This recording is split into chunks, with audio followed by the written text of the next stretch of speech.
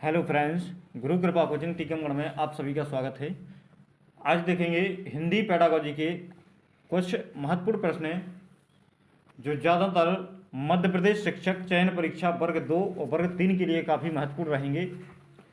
इसी प्रकार के क्वेश्चन ज़्यादा से ज़्यादा पूछे जाते हैं और पूछे भी जाएंगे और वन लाइनर पूरे क्वेश्चन रहेंगे। तो इसमें ज़्यादा से ज़्यादा आप लोगों को रिवाइज इन क्वेश्चनों को करना है और क्लास को पूरा संपूर्ण देखना है, तभी इसका हो सकता है जहाँ से आपने स्किप किया है वहाँ से क्वेश्चन भी पूछ लिया जाए। इसलिए आप लोगों को बिल्कुल भी स्किप नहीं करना है, क्योंकि आपकी परीक्षा में कहीं से भी क्वेश्चन आ सकता है। इसलिए मैंने बहुत ही महत्वपूर्ण क्वेश्चन इसमें इंक्लूड किए हैं जो आपकी चयन परीक्षाओं के लिए काफ़ी हेल्पफुल रहेंगी। जैसे आज का जो पहला प्रश्न है, प्रत्यक्ष विधि किन कक्षाओं हेतु अत्यधिक उपयोगी है। जो प्रत्यक्ष विधि होती है कौन सी कक्षाओं के लिए सबसे ज़्यादा उपयोगी मानी जाती है, तो प्रत्यक्ष विधि कौन सी प्राथमिक कक्षाओं के लिए सबसे ज़्यादा उपयोगी मानी जाती है। कौन सी प्राथमिक कक्षाओं के लिए उपयोगी मानी जाती है। और यहाँ पर पेडागोजी में वर्ग 1 और वर्ग 2 नहीं लिया जाता है। इसमें हो सकता है जो वर्ग 2 में भी पूछ लिया जाए, वर्ग 3 में भी पूछ लिया जाए, क्योंकि इसमें जानकारी, विधियों से संबंधित जानकारी होना अति आवश्यक होता है कि कौन सी विधि किस कक्षाओं के लिए, कौन सी कक्षाओं के लिए उपयोगी है। तो इसलिए आप सभी प्रकार के क्वेश्चन कंप्लीटली करिए, तो उसी में आपको सबसे ज़्यादा बेनिफिट रहेगा। जैसे दूसरा जो प्रश्न है अपना, किस विधि को सुगम पद्धति, सम्राट विधि, प्राकृतिक विधि के नाम से भी जाना जाता है। किस विधि को सुगम पद्धति, सम्राट विधि, प्राकृतिक विधि के नाम से जाना जाता है। तो इसका जो राइट आंसर हो जाएगा, किसको प्रत्यक्ष विधि को जाना जाता है, किसको प्रत्यक्ष विधि को जाना जाता है। नेक्स्ट जो प्रश्न है जैसे अपना, प्राथमिक स्तर पर रचना शिक्षण की कौन सी विधि उपयुक्त है। प्राथमिक स्तर पर रचना शिक्षण के लिए कौन सी विधि सबसे ज़्यादा उपयुक्त है। तो रचनात्मक शिक्षणों के लिए कौन सी प्रश्नोत्तर विधि सबसे ज़्यादा उपयुक्त मानी जाती है, सबसे ज़्यादा उपयोगी मानी जाती है। कौन सी प्रश्नोत्तर विधि प्राथमिक स्तर पर उपयोगी मानी जाती है। नेक्स्ट जो प्रश्न है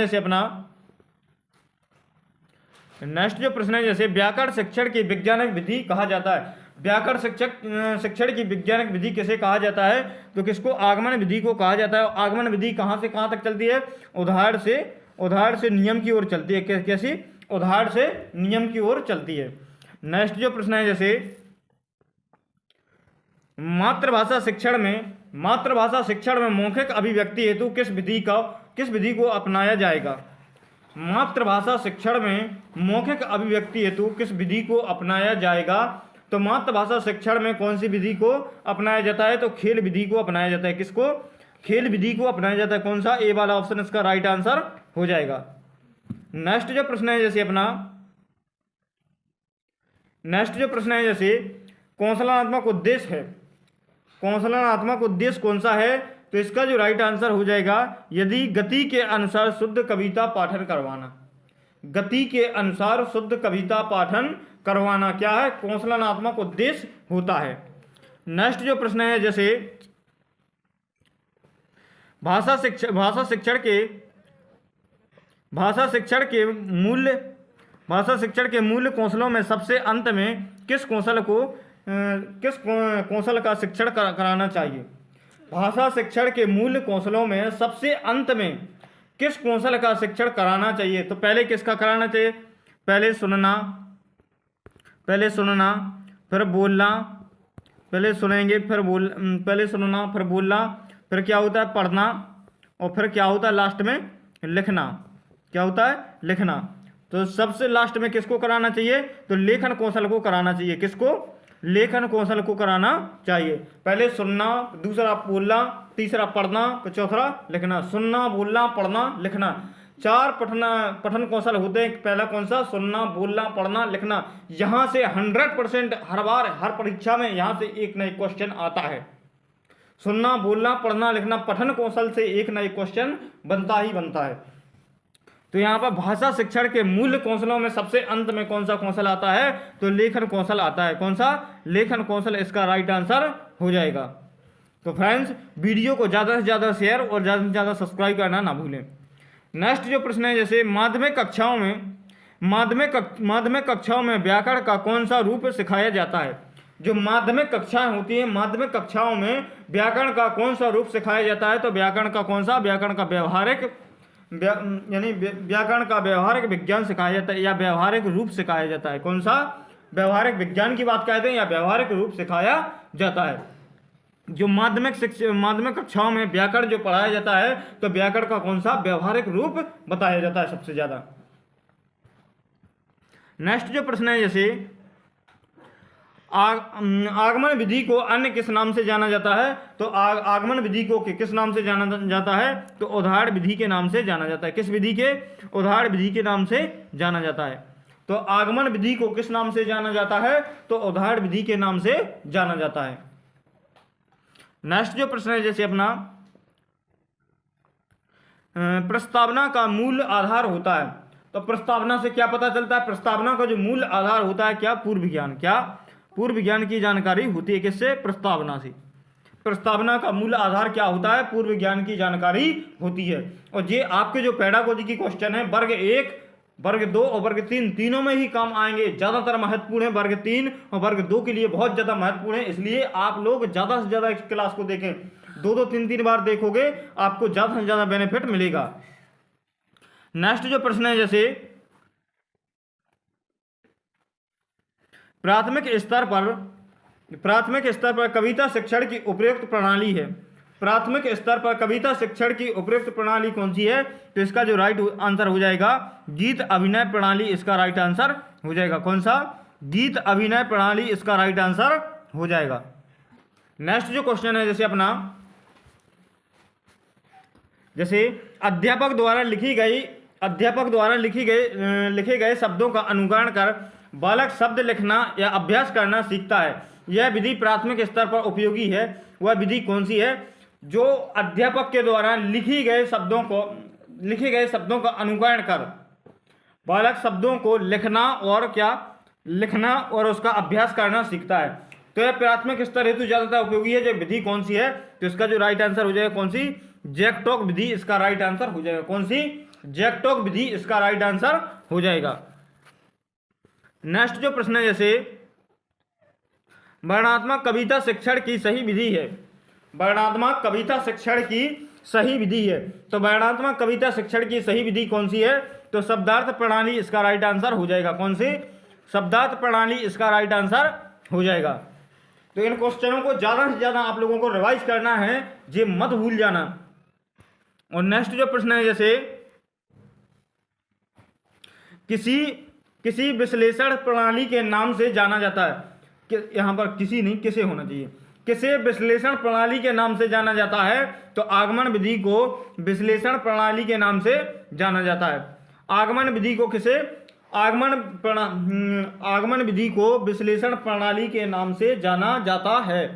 या किसे विश्लेषण प्रणाली के नाम से जाना जाता है? तो आगमन विधि को विश्लेषण प्रणाली के नाम से जाना जाता है। नेक्स्ट जो प्रश्न है, जैसे अपना कौन सी शिक्षण विधि विशिष्ट से सामान्य की ओर जाती है? कौन सी शिक्षण विधि कहां से विशिष्ट से सामान्य की ओर जाती है? तो कौन सी? आगमन विधि इसका राइट आंसर हो जाएगा। कौन सी? आगमन विधि इसका राइट आंसर हो जाएगा। नेक्स्ट जो प्रश्न है, जैसे सुंदर अर्थ बताने वाले शब्द ही गद्य हैं। सुंदर अर्थ बताने वाले शब्द ही गद्य हैं। गद्य शिक्षण विधि की यह परिभाषा दी है। सुंदर अर्थ बताने वाले शब्द ही गद्य हैं। सुंदर अर्थ बताने वाले शब्द ही गद्य हैं। गद्य शिक्षण विधि की यह परिभाषा किसने दी थी?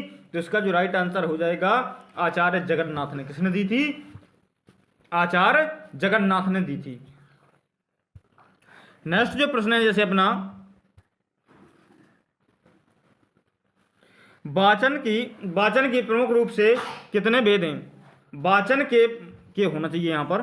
वाचन के प्रमुख रूप से कितने भेद हैं? तो वाचन के कितने? 2 भेद हैं। कौन कौन से? एक तो होता है शास्वर वाचन, एक होता है कौन सा? मौन वाचन। यानी वाचन के कितने भेद हैं? वाचन के 2 भेद होते हैं। पहला कौन सा होता है? शास्वर वाचन। दूसरा कौन सा होता है? मौन वाचन। कौन सा होता है?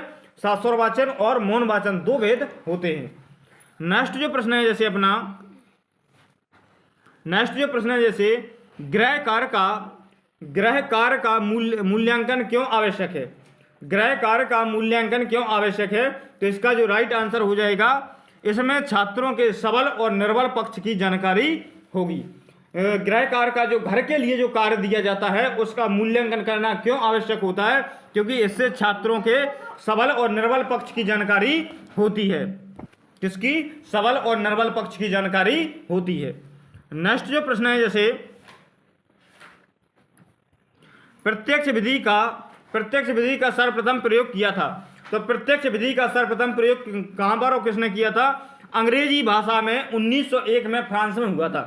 प्रत्यक्ष विधि का सर्वप्रथम प्रयोग कहां पर हुआ था? तो अंग्रेजी भाषा में सन 1901 में कहां पर? फ्रांस में हुआ था। अंग्रेजी भाषा में 1901 में कहां पर? फ्रांस में हुआ था। नेक्स्ट जो प्रश्न है, जैसे वह विधि जिसमें विद्यार्थी अपनी अध्ययन कार्य अध्यापक की देखरेख में पूर्ण करते हैं, कौन सी विधि कहलाती है? जैसे वह विधि जिसमें विद्यार्थी अपने अध्ययन कार्य होता है अध्यापक की देखरेख में पूर्ण करते हैं, वह विधि कौन सी कहलाती है? तो पर्यवेक्षक अध्ययन विधि कहलाती है। कौन सी? पर्यवेक्षक अध्ययन विधि इसका राइट आंसर हो जाएगा। नेक्स्ट जो प्रश्न है, जैसे जब शिक्षक द्वारा हाथ में पुस्तक लेकर वाचन कराया जाता है तो उसे कौन सी विधि कहते हैं? जब शिक्षक द्वारा हाथ में पुस्तक लेकर वाचन कराया जाता है तो उसे कौन सी विधि कहते हैं? तो आदर्श वाचन कहते हैं। कौन सी? आदर्श वाचन विधि कहलाती है। जैसे एक अध्यापक पढ़ा रहा है, हाथ में पुस्तक लिए हैं और बच्चों को पढ़ा रहा है, तो वह कौन सी विधि कहलाएगी? आदर्श वाचन विधि कहलाएगी। कौन सी? आदर्श वाचन विधि कहलाएगी। नेक्स्ट जो प्रश्न है, जैसे कौन सी विधि संस्कृत से हिंदी शिक्षण में आई? कौन सी विधि संस्कृत से हिंदी शिक्षण में आई? तो कौन सी? सूत्र विधि संस्कृत से हिंदी शिक्षण में आई। कौन सी? सूत्र विधि इसका राइट आंसर हो जाएगा। कौन सी विधि संस्कृत से हिंदी शिक्षण में आई? तो सूत्र विधि संस्कृत से हिंदी शिक्षण में आई थी। कौन सा? सूत्र विधि इसका राइट आंसर हो जाएगा। नेक्स्ट जो प्रश्न है, जैसे दल शिक्षण में शिक्षकों की संख्या होती है, जो दल शिक्षण होता है उसमें शिक्षकों की संख्या कितनी होती है? तो एक से अधिक होती है। क्या कितनी होती है? एक से अधिक होती है। नेक्स्ट जो प्रश्न है, जैसे अध्यापक दैनिक पाठ्य योजना का किस विधि से निर्माण करता है? अध्यापक दैनिक पाठ्य योजना का निर्माण किस विधि से करता है? अध्यापक दैनिक पाठ्य योजना का जो निर्माण है वो किस विधि के द्वारा करता है? तो किसके? इकाई विधि के द्वारा करता है। किसके द्वारा? इकाई विधि के द्वारा करता है कि एक दिन में हमें कितना पाठ्यक्रम कंप्लीट करवाना है। तो इकाई विधि को जो दैनिक पाठ्य योजना विधि जो अध्यापक जो दैनिक पाठ्य योजना के द्वारा जो दैनिक पाठ्य योजना से जो निर्माण करता है तो वो कौन सी? इकाई विधि के द्वारा करता है। नेक्स्ट जो प्रश्न है, जैसे इकाई विधि कार्य करती है। इकाई विधि कार्य किस पर करती है? तो पूर्ण से अंश की ओर। इकाई विधि किस पर कार्य करती है? तो पूर्ण से अंश की ओर कार्य करती है। इकाई विधि कार्य करती है तो कैसी कार्य करती है? तो पूर्ण से अंश की ओर कार्य करती है। कहां से? पूर्ण से अंश की ओर कार्य करती है। नेक्स्ट जो प्रश्न है, जैसे अपना इकाई विधि के सिद्धांत पर कार्य करता है। इकाई विधि के सिद्धांत पर कार्य करती है। इकाई विधि के सिद्धांत पर कार्य करती है। कौन सा सिद्धांत? इकाई विधि के सिद्धांत पर कौन सा सिद्धांत कार्य करता है? तो समानता का सिद्धांत कार्य करता है। इकाई विधि के सिद्धांत पर कौन सा सिद्धांत कार्य करता है? तो समानता का सिद्धांत कार्य करता है। कौन सा सिद्धांत? समानता का सिद्धांत कार्य करता है। नेक्स्ट जो प्रश्न है, जैसे अपना वह कौन सा वाचन है जो गद्य में प्रयुक्त होता है परंतु पद्य में नहीं? वह कौन सा वाचन है जो गद्य में तो प्रयोग किया जाता है परंतु पद्य में प्रयोग नहीं किया जाता है? तो इसका जो राइट आंसर हो जाएगा मौन वाचन इसका राइट आंसर हो जाएगा। कौन सा? मौन वाचन इसका राइट आंसर हो जाएगा। मौन वाचन को गद्यांश में प्रयोग कर सकते हैं लेकिन पद्यांश में प्रयोग नहीं किया जा सकता है। गद्य में तो अपन प्रयोग कर सकते हैं, लेकिन पद्य में प्रयोग नहीं किया जाता है मौन वाचन को। जैसे पद्यांश क्या होते हैं, दोहा चौपाई उसमें रहते हैं, तो कैसे प्रयोग कर लेंगे। नेक्स्ट जो प्रश्न है, जैसे इकाई का अर्थ वास्तव में अनुभव या ज्ञान को एक सूत्र में पिरोना है, यह कथन किसका है। इकाई का अर्थ वास्तव में अनुभव या ज्ञान को एक सूत्र में पिरोना है, यह कथन किसका है। तो इसका जो राइट आंसर हो जाएगा डॉक्टर माथुर के अनुसार। किसने कहा था, डॉक्टर माथुर ने। किसने, डॉक्टर माथुर, इसका राइट आंसर हो जाएगा। नेक्स्ट जो प्रश्न है, जैसे भाषा संसार के विधि उपयोगी है, सॉरी भाषा संसार नहीं है यहाँ पर, भाषा संसर्ग होना चाहिए। भाषा संसर्ग में कौन सी विधि उपयोगी है, भाषा संसर्ग में कौन सी विधि उपयोगी है। तो इसका जो राइट आंसर हो जाएगा व्याकरण।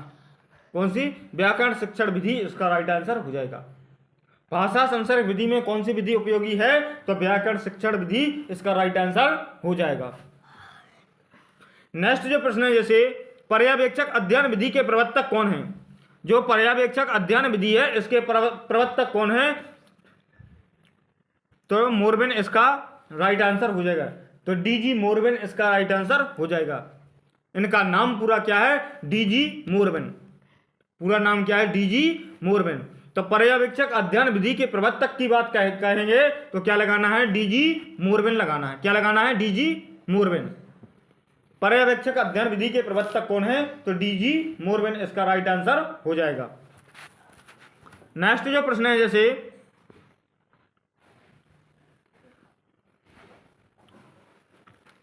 द्वितीय भाषा के व्याकरण का मातृभाषा के शब्दों में अनुवाद किस विधि में किया जाता है। द्वितीय भाषा के व्याकरण का मातृभाषा शब्द में अनुवाद किस विधि में किया जाता है। तो इसका जो राइट आंसर हो जाएगा व्याकरण अनुवाद विधि, इसका राइट आंसर हो जाएगा। कौन सा, व्याकरण अनुवाद विधि, इसका राइट आंसर हो जाएगा। नेक्स्ट जो प्रश्न है, जैसे देखो और लिखो शिक्षण विधि प्रयुक्त होती है। देखो और लिखो शिक्षण विधि प्रयुक्त होती है, किसमें प्रयुक्त होती है, तो निबंध रचना में प्रयुक्त होती है। किसमें, निबंध रचना में प्रयुक्त होती है। कौन सी, देखो और लिखो शिक्षण विधि प्रयुक्त होती है, तो निबंध रचना में प्रयुक्त होती है। किसमें प्रयुक्त होती है, निबंध रचना में प्रयुक्त होती है। ज़्यादा से ज़्यादा क्वेश्चन आने की संभावना है यहाँ से, इसलिए आप लोगों को ज़्यादा से ज़्यादा इसको रिवाइज करना है। जो ध्यान रखिएगा, एक जगह बढ़िया नोट्स बनाइएगा, इस प्रकार के क्वेश्चन नोट करके रखिएगा, और इसी प्रकार के क्वेश्चन आपकी परीक्षा में देखने के लिए मिलेंगे। और आप लोगों को ज़्यादा से ज़्यादा मेरा भी मनोबल बढ़ाने के लिए इस चैनल को भी ज़्यादा से ज़्यादा सब्सक्राइब करना है, और इसको हर वीडियो को लाइक भी करना है, ताकि मुझे भी पता चले कि हाँ आप लोगों को पसंद आ रहा है वीडियो। जैसे जो नेक्स्ट प्रश्न है, जैसे अपना गद्य शिक्षण की प्रभावशाली शिक्षण विधि है। गद्य शिक्षण की प्रभावशाली शिक्षण विधि कौन सी है, स्पष्टीकरण विधि, इसका राइट आंसर हो जाएगा। गद्य शिक्षण की प्रभावशाली विधि कौन सी है, स्पष्टीकरण विधि, इसका राइट आंसर हो जाएगा। कौन सी है, स्पष्टीकरण विधि, इसका राइट आंसर हो जाएगा।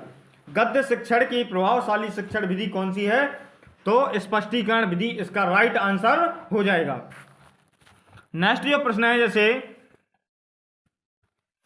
सूक्ष्म शिक्षण में छात्र अध्यापक द्वारा प्रयुक्त प्रक्रिया के अंग पुनः पाठ योजना में कितने मिनट का समय दिया जाता है।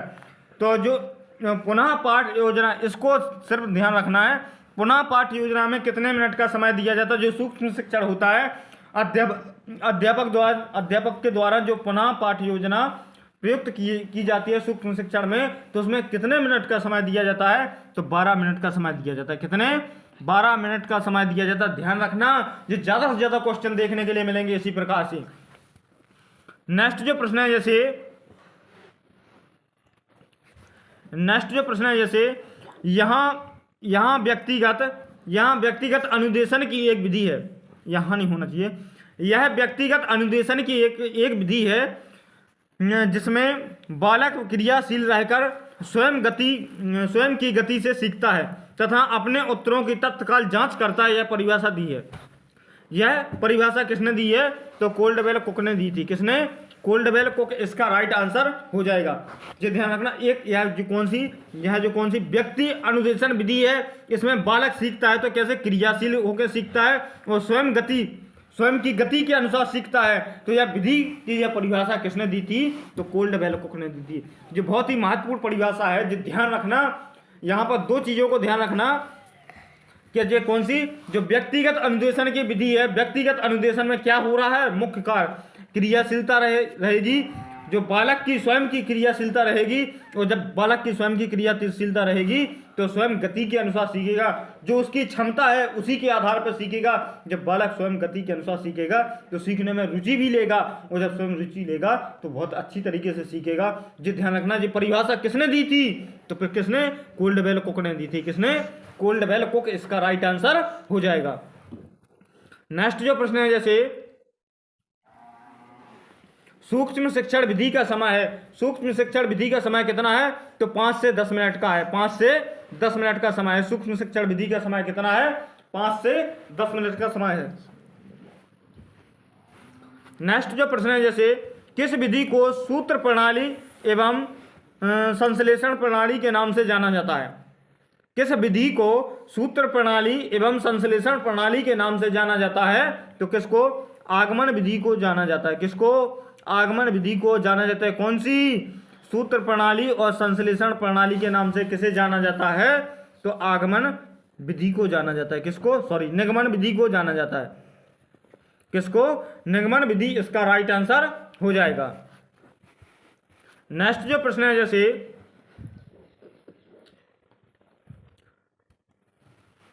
आगमन विधि में केंद्र बिंदु होता है। जो आगमन विधि है, आगमन विधि में केंद्र बिंदु कौन होता है? तो छात्र होता है। कौन होता है? तो छात्र इसका राइट आंसर हो जाएगा। आगमन विधि में केंद्र बिंदु कौन होता है? तो छात्र इसका राइट आंसर हो जाएगा। आगमन विधि में केंद्र बिंदु कौन होता है? तो छात्र इसका राइट आंसर हो जाएगा। नेक्स्ट जो प्रश्न है, जैसे आगमन विधि में केंद्र बिंदु छात्र होता है और निगमन विधि का बात करेंगे। निगमन विधि जस्ट उसकी उल्टी विधि है। उसकी आगमन विधि की अपोजिट कौन सी है? निगमन विधि। और जब आगमन विधि में छात्र केंद्र बिंदु होता है तो निगमन विधि में केंद्र बिंदु कौन होगा? शिक्षक। कौन होगा? शिक्षक। आगमन विधि में यदि छात्र केंद्र बिंदु है, केंद्र बिंदु छात्र है, तो निगमन विधि में कौन होगा? शिक्षक होगा, क्योंकि एक दूसरे के क्या है? अपोजिट। नेक्स्ट जो प्रश्न है, जैसे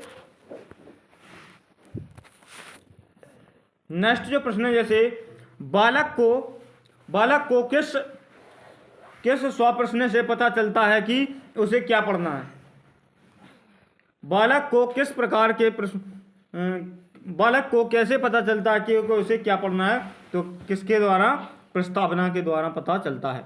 यहाँ पर थोड़ी प्रश्न मिसप्रिंट है। तो कैसे पता चलता है? बालक को किस प्रकार से पता चलता है कि उसे क्या पढ़ना है? तो जैसे प्रस्तावना के द्वारा पता चलता है। जैसे पाठ का जो नाम होता है, पाठ से अपन को पता चल जाता है कि इस पाठ में ये कहानी दी हुई है। नेक्स्ट जो प्रश्न है, जैसे एक समान शब्दों का उच्चारण सिखाने वाली विधि कौन सी है? एक समान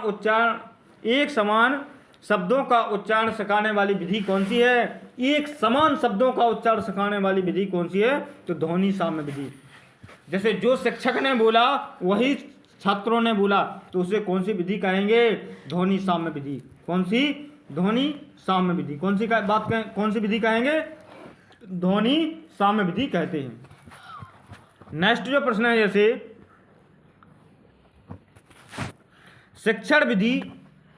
शिक्षण कौशल के विकास के लिए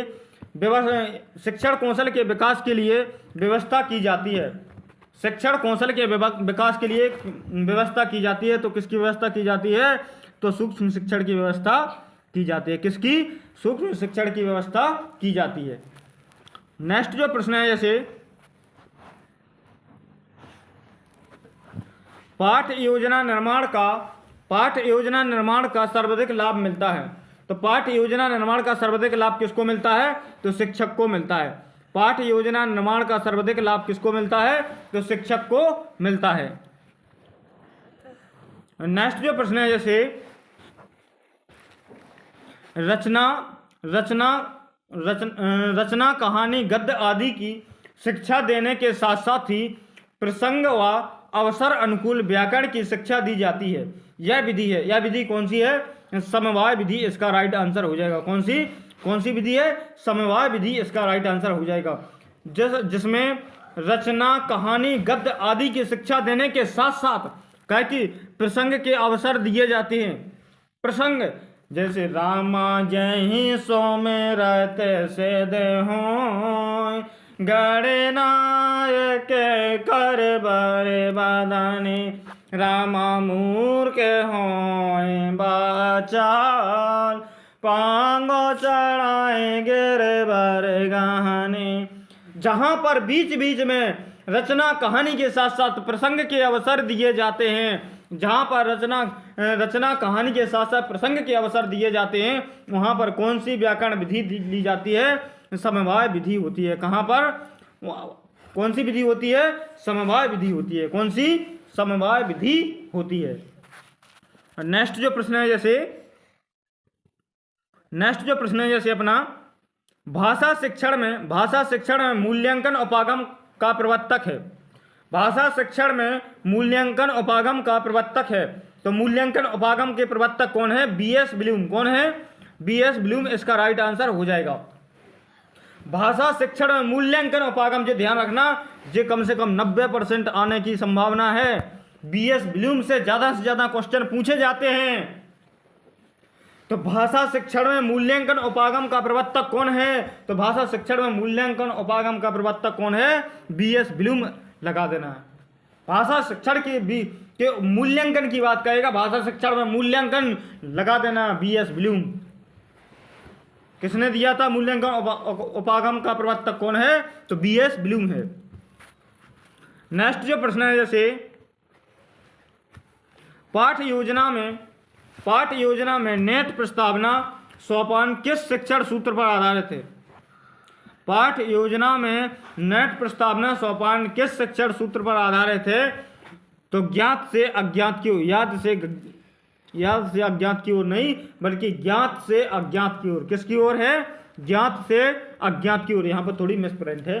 तो पाठ योजना में नेट प्रस्तावना सोपान किस शिक्षण सूत्र पर आधारित है? तो ज्ञात से अज्ञात की ओर है।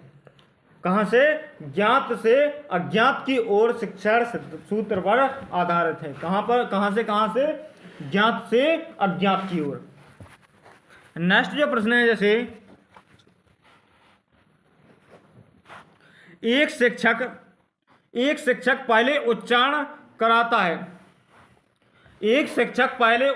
कराता है तथा छात्र बाद में उन्हीं शब्दों का उच्चारण करते हैं। पहले शिक्षक पढ़ता है, फिर इसके बाद में छात्र भी उसी को बोलते हैं। तो उसे कौन सी विधि कहेंगे? तो अनुकरण विधि कहेंगे डायरेक्टली। पहले शिक्षक ने बोला, उसी शब्दों को छात्र ने बोला, तो समझना क्या कर रहे हैं? जो छात्र क्या कर रहे हैं? अनुकरण कर रहे हैं। तो विधि कौन सी कहलाएगी? अनुकरण विधि कहलाएगी। नेक्स्ट जो प्रश्न है जैसे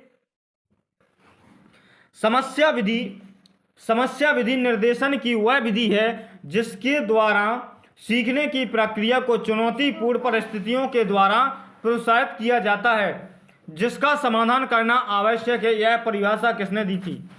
जिसका समाधान करना आवश्यक है, यह परिस्थिति। मेन चीज क्या मिला इसमें?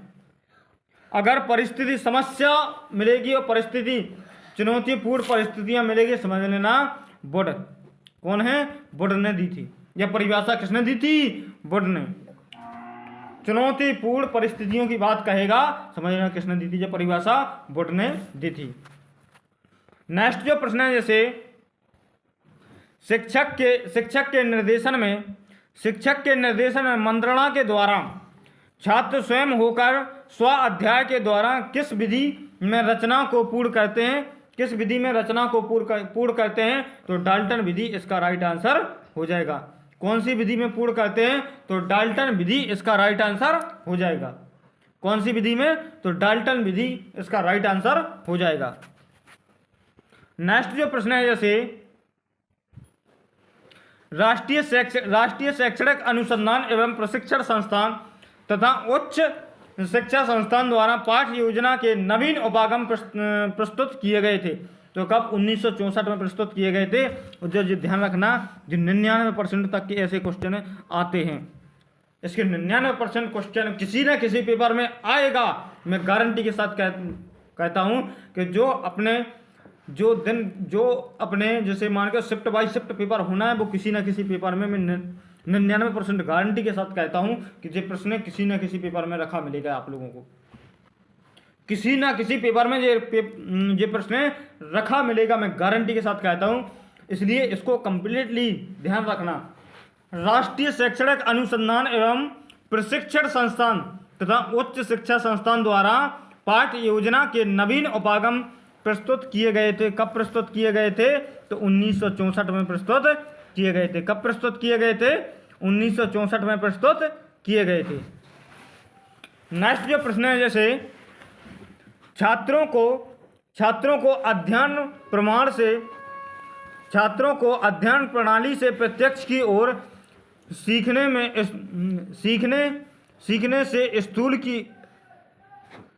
से स्थूल की ओर, यानी यहाँ पर सामान्य से स्थूल की ओर, यहाँ पर थोड़ी जो अपना प्रश्न है मिसप्रिंट हो गया है। सामान्य से विशिष्ट की ओर तथा ज्ञात से अज्ञात की ओर पर यह विधि कौन सी है?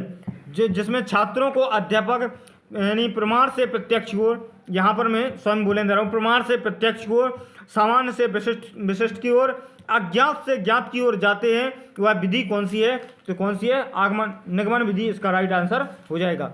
यहाँ पर जो क्वेश्चन थोड़ी मिसप्रिंट हुआ है, यहाँ पर जो क्या है, प्रमाण से प्रत्यक्ष की ओर और स्थूल से सूक्ष्म की ओर और सामान्य से विशिष्ट की ओर और अज्ञात से ज्ञात की ओर। तो कौन सी विधि कहलाएगी? निगमन विधि कहलाती है। कौन सी? निगमन विधि कहलाती है। कौन सी विधि की ओर या कौन सी विधि है? निगमन विधि इसका राइट आंसर हो जाएगा।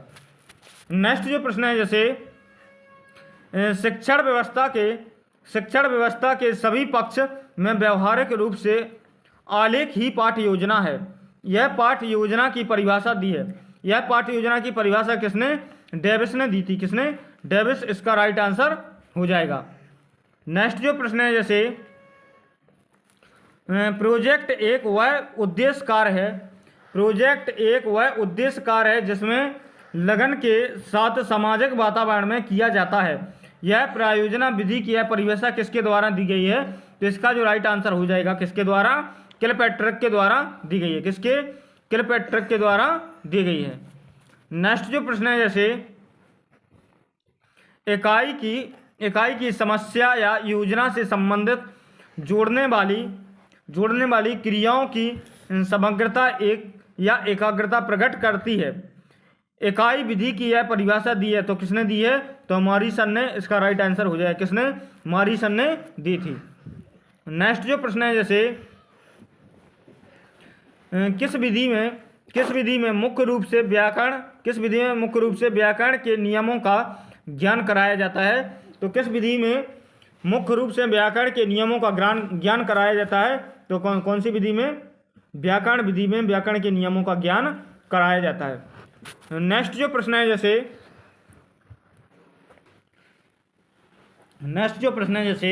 इकाई विधि के सोपान हैं। इकाई विधि के सोपान कुल कितने होते हैं? इकाई विधि के सोपान कुल कितने होते हैं? 5। कितने होते हैं? 5। कौन कौन से सोपान होते हैं? पूर्व ज्ञान की खोज, प्रस्तावना, आत्मीकरण, संगठन और क्या होता है? वाचन। इकाई विधि के सोपान कुल कितने होते हैं? 5। पहला कौन सा होता है? पूर्व ज्ञान की खोज। दूसरा कौन सा है? प्रस्तावना। तीसरा कौन सा? आत्मीकरण। चौथा कौन सा है? संगठन। और पांचवा कौन सा होता है? वाचन। नेक्स्ट जो प्रश्न है, जैसे रेखीय अभिक्रमित अनुदेशन में पदों की प्रकृति के आधार पर कितने वर्गों में बांटा जा सकता है? रेखीय अभिक्रमित अनुदेशन में पदों की प्रकृति के आधार पर कितने भागों में बांटा जा सकता है? तो इसका जो राइट आंसर हो जाए कितने? 4 भागों में बांटा जा सकता है। नेक्स्ट जो प्रश्न है, जैसे भारत में सर्वप्रथम अभिक्रमित अनुदेशन विधि के प्रयोग का आरंभ हुआ। भारत में सर्वप्रथम अभिक्रमित अनुदेशन विधि के प्रयोग का आरंभ कब हुआ था? तो 1963 में हुआ था। कब हुआ था? 1963। इसका राइट आंसर हो जाएगा। नेक्स्ट जो प्रश्न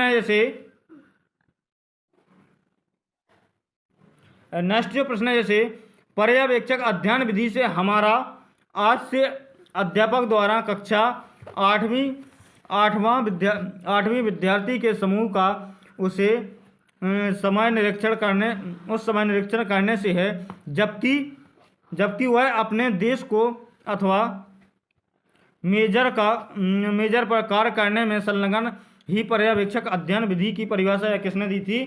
तो बाइनिंग ने दी थी। किसने? बाइनिंग इसका राइट आंसर हो जाएगा। नेक्स्ट जो प्रश्न है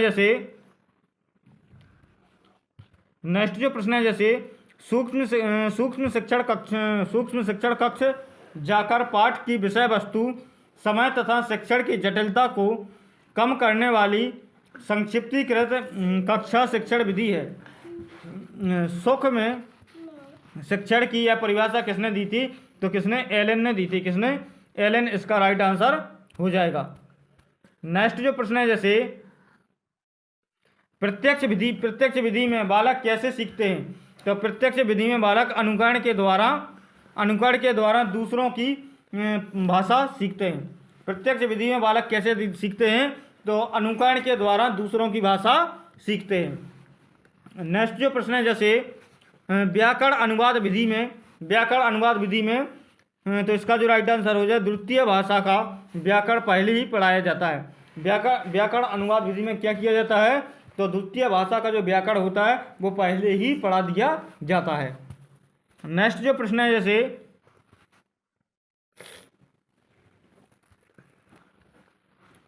दलीय शिक्षण पद्धति का प्रारंभ हुआ। दलीय शिक्षण पद्धति का प्रारंभ कहाँ पर हुआ था? तो अमेरिका में हुआ था। कहाँ पर हुआ था? तो अमेरिका इसका राइट आंसर हो जाएगा। दलीय शिक्षण प्रणाली का प्रारंभ कहाँ पर हुआ था? तो अमेरिका में हुआ था।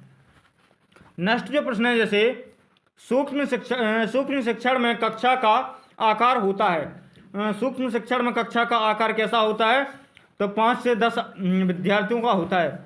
सूक्ष्म शिक्षण में कक्षा का आकार कैसा होता है?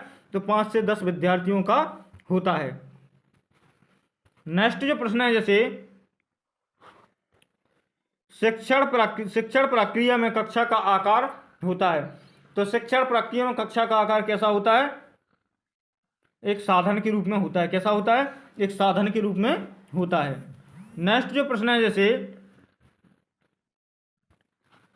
किस विधि को मौखिक वार्तालाप विधि के नाम से जाना जाता है? किस विधि को मौखिक वार्तालाप विधि के नाम से जाना जाता है? तो प्रत्यक्ष विधि इसका राइट आंसर हो जाएगा। किस विधि को मौखिक वार्तालाप विधि के नाम से जाना जाता है? तो प्रत्यक्ष विधि इसका राइट आंसर हो जाएगा। नेक्स्ट जो प्रश्न है जैसे व्याख्यान विधि में केंद्र बिंदु होता है। व्याख्यान विधि में केंद्र बिंदु कौन होता है? तो अध्यापक होता है। कौन होता है? अध्यापक इसका राइट आंसर हो जाएगा। नेक्स्ट जो प्रश्न है जैसे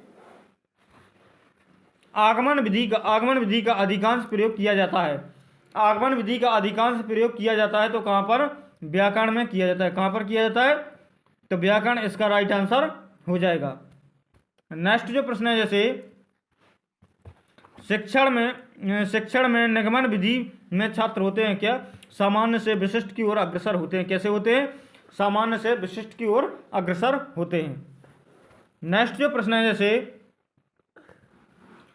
पर्यवेक्षक अध्ययन विधि के दो कालखंड योजनाओं में सिम्पसन ने कितने मिनट के समय की योजना बनाई है? तो इसका जो राइट आंसर हो जाए कितने? 60 मिनट की योजना बनाई है। कितने? 60 मिनट की योजना बनाई है। तो थैंक यू दोस्तों, आज के लिए बस इतना ही। मिलते हैं नेक्स्ट वीडियो में।